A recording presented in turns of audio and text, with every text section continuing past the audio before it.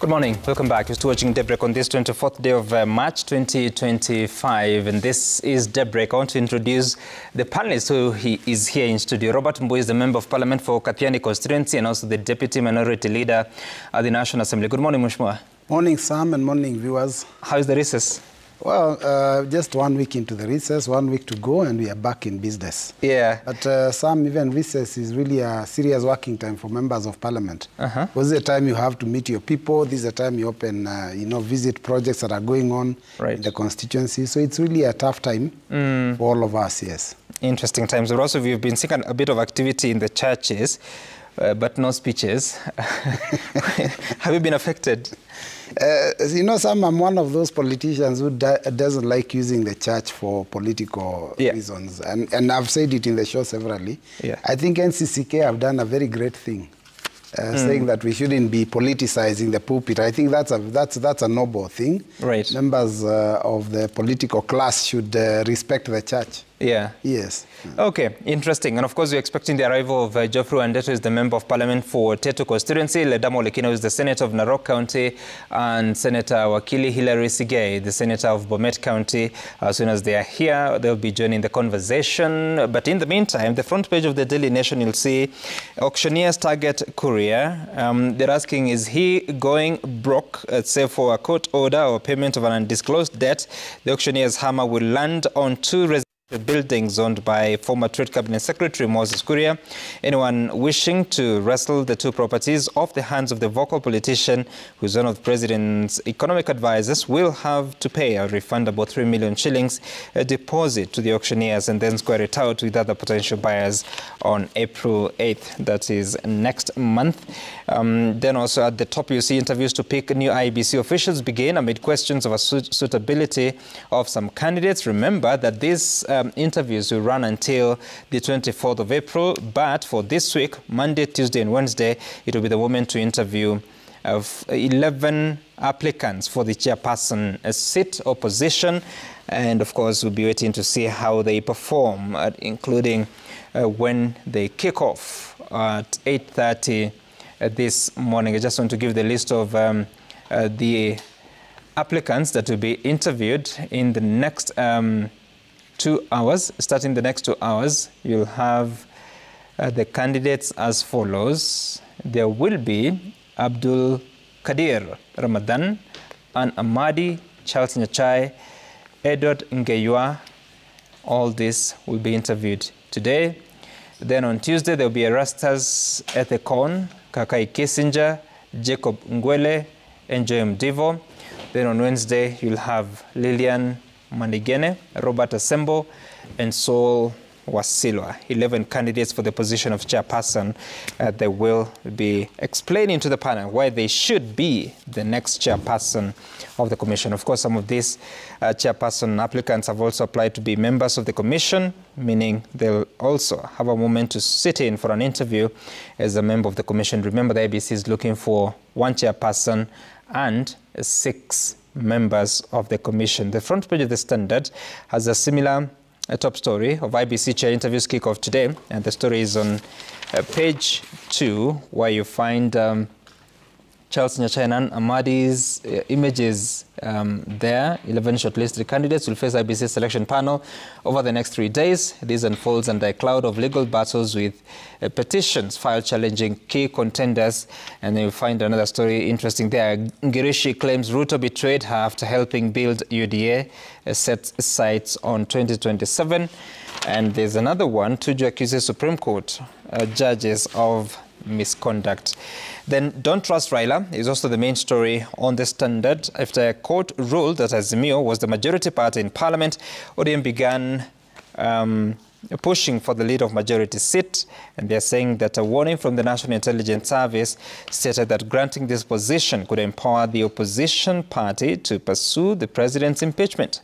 As a result, President William Ruto strategically backed down and opted to offer other key committee positions instead. The story continues on page 4 of the Standard. Also in studio, I have Geoffrey Wandeto, the Member of Parliament for Tetu constituency. He has arrived, and we're still waiting for Senator Ledamo Lekina and Senator Hilary Sigei. I want us to begin the conversation about IEBC because this is the week that we commence the interviews for IEBC chairperson and commissioners later from Thursday. Mheshimiwa Mboi, so much has been spoken about what you have missed, the opportunities that you have missed over the last 2 years.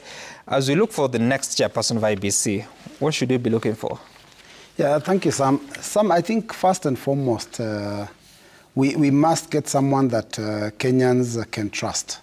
Because, you know, elections are extremely emotive, and it's basically one of those things that, in many people's opinion, it's a do or die situation. So we looking at how past elections have been held and the kind of controversies that have come out of those elections. Remember 2007, when immediately after the election there was post-election violence, you know, the whole of 2008, until foreigners had to come and bring Kenyans together. And all that because the election was fairly bungled by the person that was running the show. You know that 2013, 2017, even the last 2020, the recent one of 2022 has had, you know, a lot of question marks. So basically, we need to have a person that is acceptable. Now, in the agreement that was signed recently by, you know, UDA and ODM, remember, one of the first things they said is that they have to fully implement the NADCO report. Yep. Now, in the NADCO report, there is an element that talks about the person that will become the chair of IEBC. And it says that the I would say the two leaders from the opposite sides, and I'm using the word opposite because one was from UDA, the other one was, or rather Kenya Kwanza, the other one was from Azimio. Right. The two leaders have to agree on the person that will become the chair of IEBC. Mm-hmm. Now, I don't know how this is going to happen because the two leaders are now on one side. Mm-hmm. You know, and we are on the other side. We are not in that coalition or that arrangement or that broad-based, you know, deal. So what happens when the two of them who are on the same side settle on a candidate for chair? And yet they've said we fully implement NADCO. NADCO had two different opposing sides. Suddenly, you know, the leader that was of Azimio is on the side of the leader of Kenya Kwanza. So what happens to the rest of us who are still in Azimio and who believe that we also have to have a voice? Mm-hmm. I want to propose that when they get to that point, they must open up that discussion and allow other people to also participate in making a decision on who becomes the chair. Otherwise, from the beginning, Sam, it will already look, you know, it will already look, you know, skewed against some players in the political space. So I think the spirit of the NADCO report was that there would be two opposing teams. Mm. One team would have a person of the president making a decision. The other team now would have another person, probably Kalonzo Musyoka or another one from that side that can make that decision on an agreement about who becomes the chair of IEBC, so that we can all go into an election when we are comfortable, yep, and we can be sure that the result of that will be announced to be the wish of the Kenyan people. But let me ask you, that sort of requirement that you state, that the president and Raila Odinga will have to agree on who becomes the chair, is it captured anywhere in law? Or it is not in law, but you see, those are some of the things that we've always been fighting about. Remember, every election comes out with serious disputes. And the reason is that one of the sides believes that the leadership of IEBC mm-hmm. is skewed against them. So that's why in the NADCO report, which and I'm saying that the agreement, the broad-based agreement, the first thing they talked about in the 10-point agenda, yep, was that they fully implement NADCO. Mm. And the full implementation of NADCO means that the two protagonists, the two people that are competing against each other, in essence, the Azimio side and the Kenya Kwanza side, they must agree on who becomes the chair. Now, the question I'm asking is, what happens now that the two leaders are on the same side and, you know, the Azimio side, we are feeling abandoned? So what happens when the two people make a decision and we believe that they're on the same side? We believe they're probably going to the next election together, united. So what happens to those of us who would also be interested in vying for that position? Okay, interesting. But then again, do you think the process itself, of the selection panel, the interviews that are going to conduct, do you think it's competent enough to give us the proper chair? Yeah, I think one of the things that we have to agree is that once you have this thing done openly, yep, and Kenyans are able to view, and I want to thank the media because of the publicizing, the interviewing process.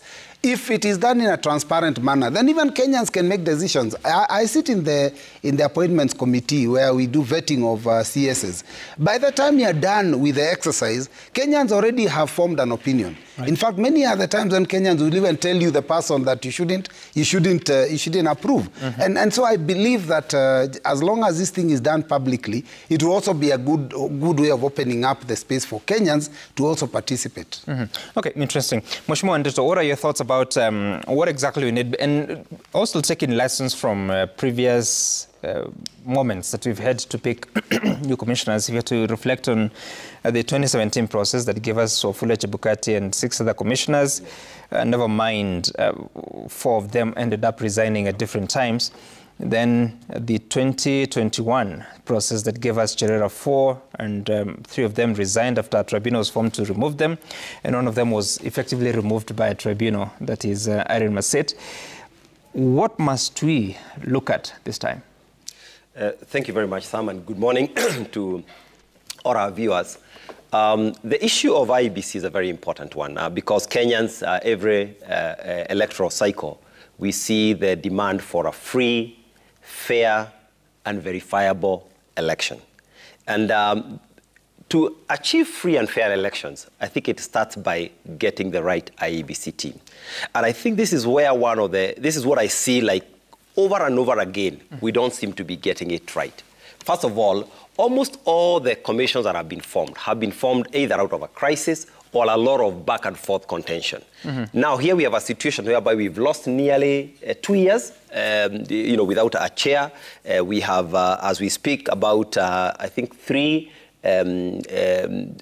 constituencies without members of parliament. Mm-hmm. We have a number of wards without representatives. I think we have now a county without a senator.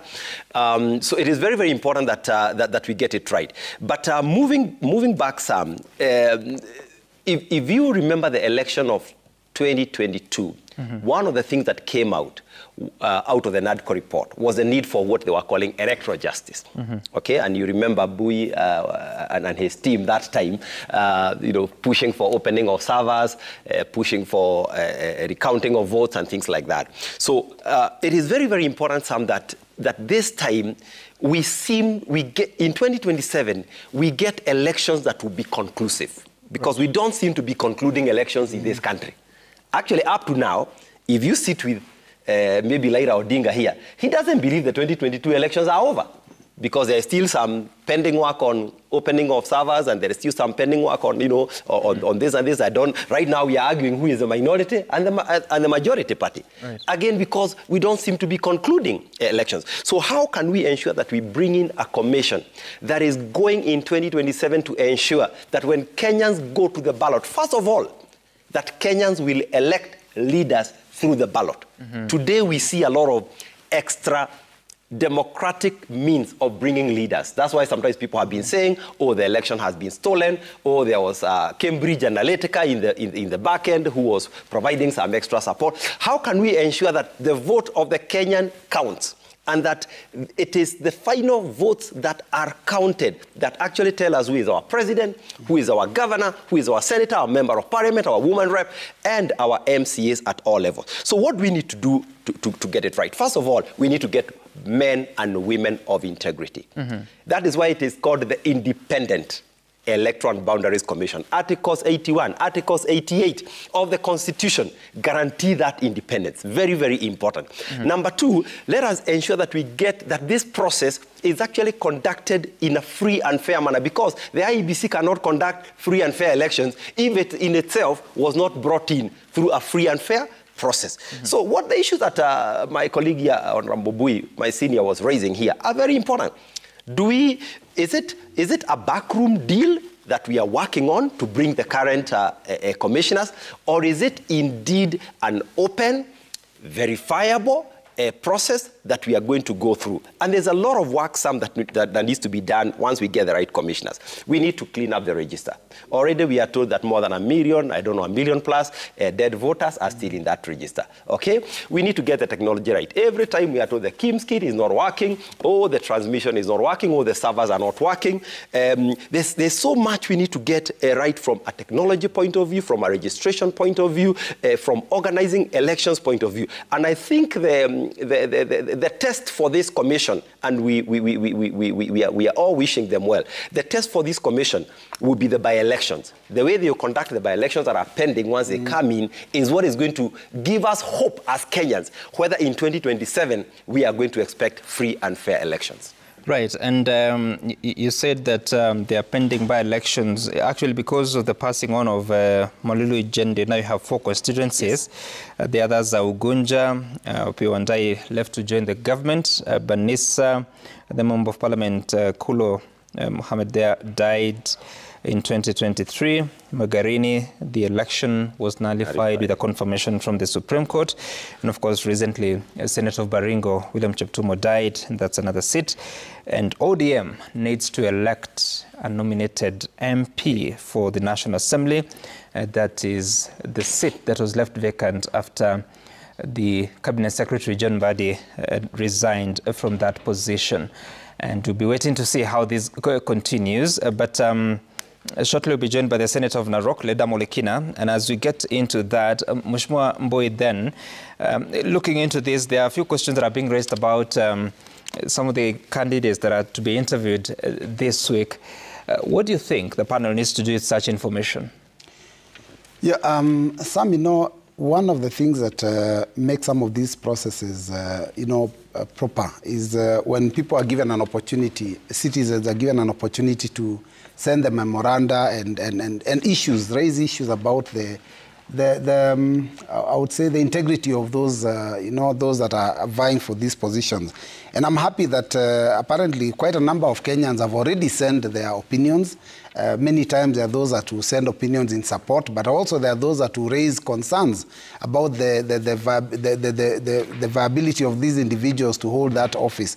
So basically, I'm happy that the process is being done in a transparent manner. I would like that if it were possible, all the memoranda be publicized so that we can be able to see them, because many times the interviewing panels would have the information, but the public don't have it. And a few individuals who may have raised concerns may not be sure whether their issues are addressed. So it's important that they make public every issue that has been raised about these individuals. Mm-hmm. But then some, if you allow me to just go back a little bit on the general comments that we're making on the IEBC.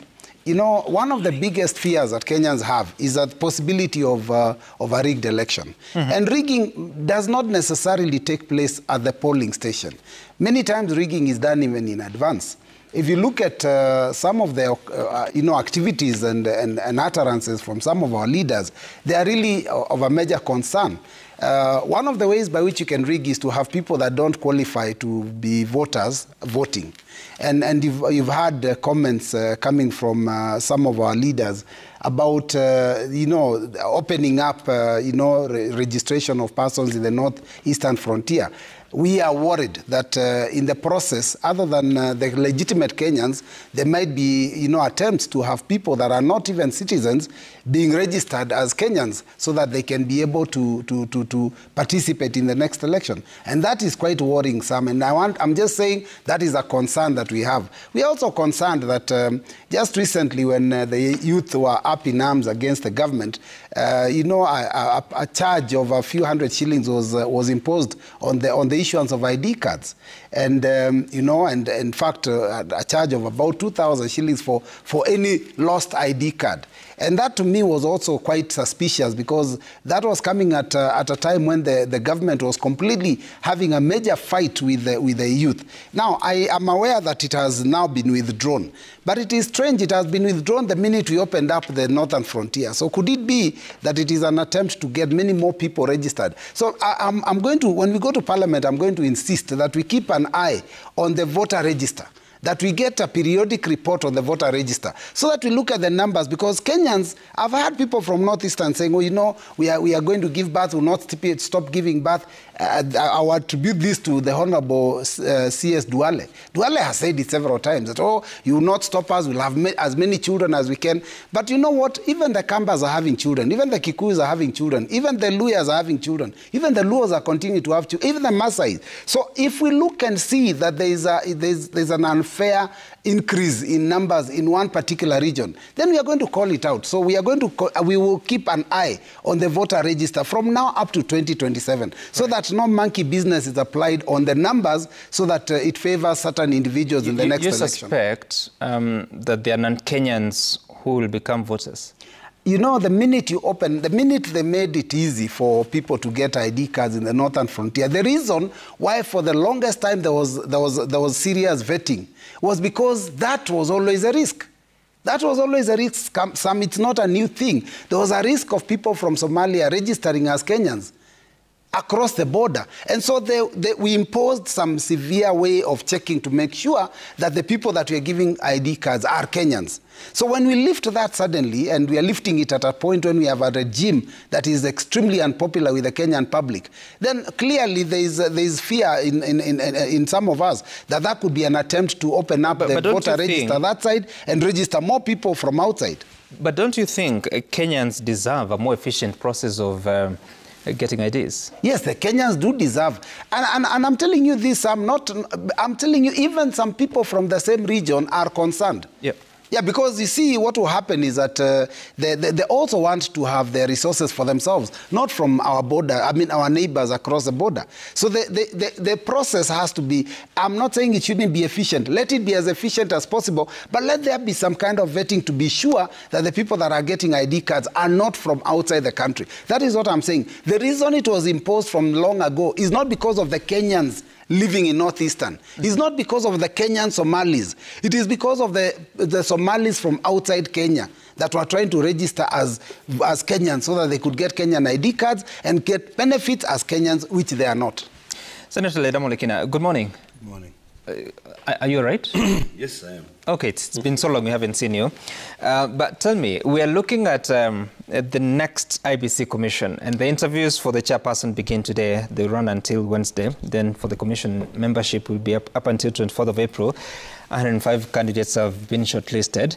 What would you want to see? There have been a few concerns raised here on the panel, but what would you want to see yourself this week? I think we've all been down the trenches. We've seen what has happened in various electoral cycles. I think this time around, we really need to have sober and independent-minded people.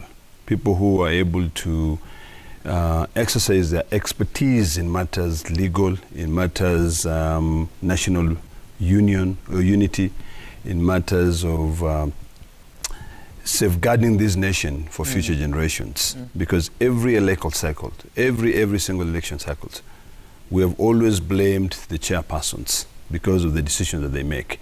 I think this time around we have to move, and this might actually require us to amend the law, because giving the chairperson to be the sole person who makes the decision makes it very difficult. You saw what happened in the last election cycle, where it was the chairperson who determined who the president of this country was going to be.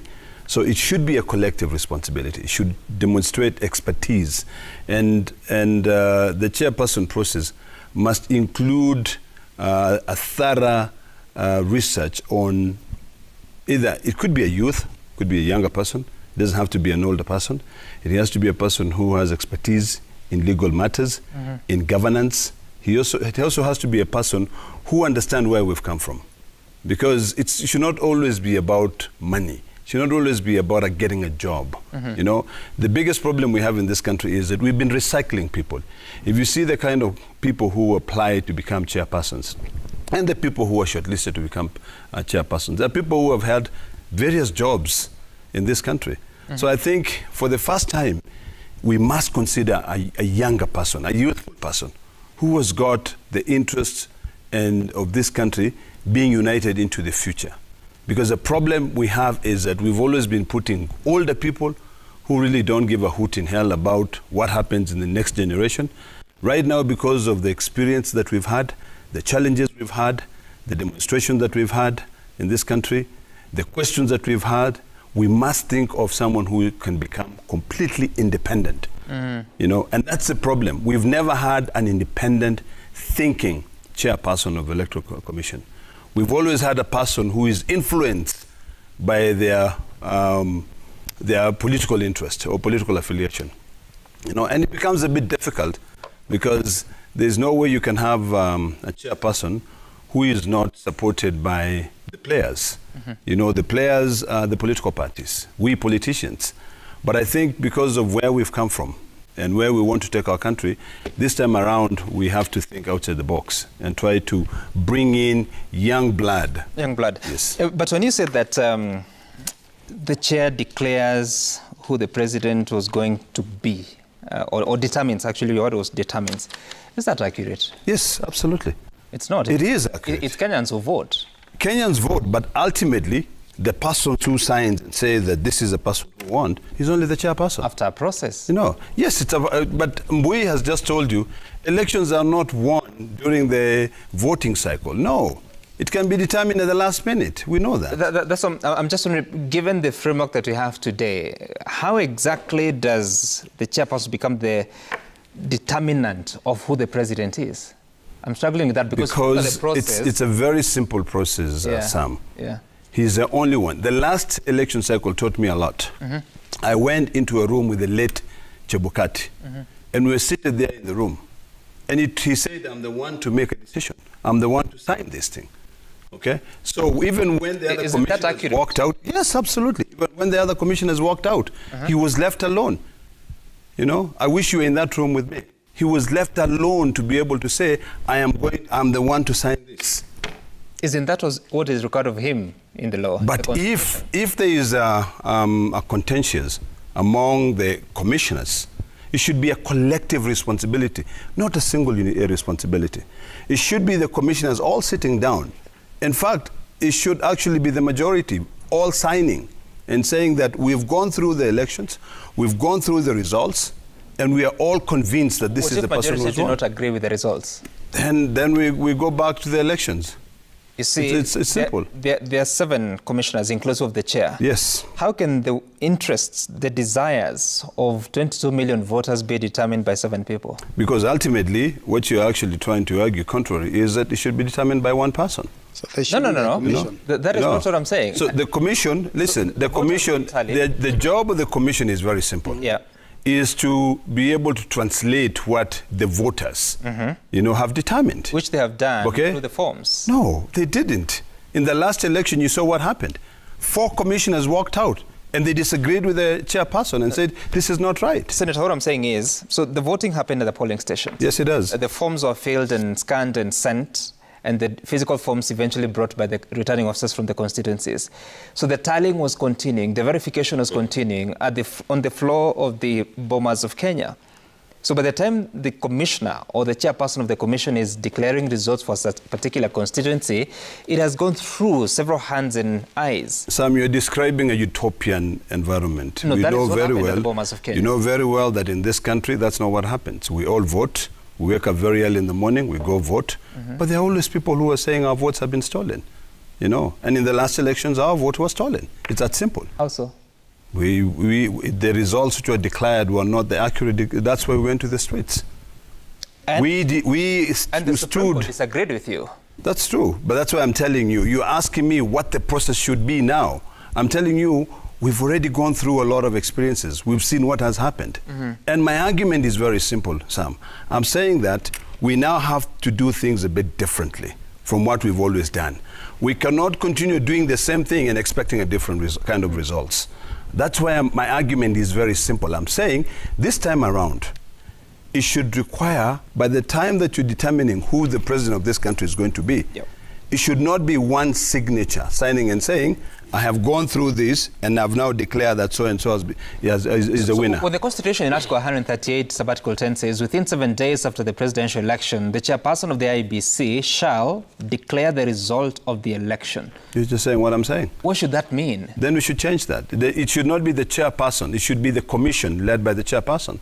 But you see also, in the same constitution on 38(2)(c) says, after counting the votes in the polling stations, the IEBC shall tally and verify the count and declare the result. I like that, the IEBC. You see, IEBC versus a commissioner. So work already... Okay. The chairperson. So this is the same article, actually. Yes. 138(2)(c). Then 10 assigns the responsibility of now the final declaration to read the outcome of the election to the chairperson. You just read the first paragraph. What was it? The first one that you read, you said the chairperson. Yes, that was 138.10. 138.10, you said the chairperson, right? Yes. Yeah. Shall declare. Can I read it again for him? Sure. Sorry. Or can you read it for me, please?